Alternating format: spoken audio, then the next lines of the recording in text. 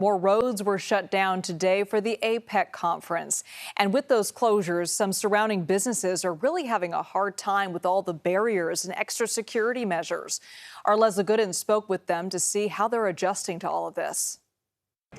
This is the Metreon, and just a few weeks ago, I introduced to you a business inside, Bonchon, and how they're getting ready for APEC. Well, now it's here, and they still have concerns, especially since they're inside the security zone. And with perimeters and fences like this, they say it's not making it easier to get people inside.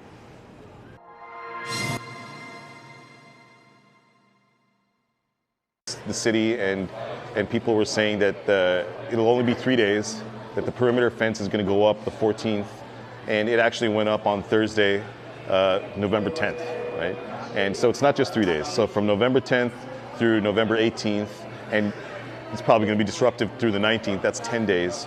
Manuel Ramirez is the owner of Bonchon Korean Fried Chicken and has been leading the charge of advocating for businesses inside of the Metreon ahead of APEC. And I think people are just trying to avoid the congestion. They're trying to avoid the delays in their schedule. And if they were coming to Soma for anything else, I think they're really trying to avoid it until this event's over. Sharing he and some businesses here decided to stay open, while others have closed.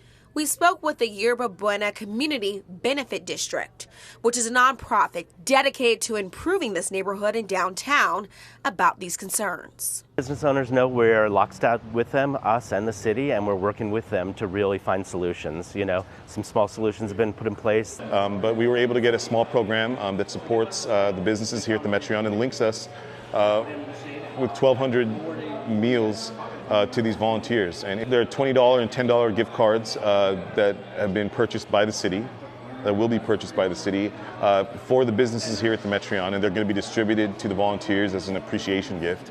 And it's a big support. But he says it's not enough. We're down about 40% in sales, average daily sales compared to 2 weeks ago, and even compared year over year, 2022. And we got an email from the companies, from the third-party platforms, saying that they are suspending operations to this area on their own. We want to avoid closing in the middle of this event, but I think it's something that every business here has to at least look at. On the other side of the food court is Buckhorn, which has been here for 20 years. And they say compared to other events, business is slow. They've been just the people that are working inside, like the police officers, as you mentioned, and some of the people from the convention, but not really a lot of people. The businesses here are still hoping for the best, but Manuel says if things don't improve, he won't be able to pay his employees and will be forced to shut down. Hosting them and providing security at largely at the expense of a whole ecosystem of businesses and senior living communities in this area.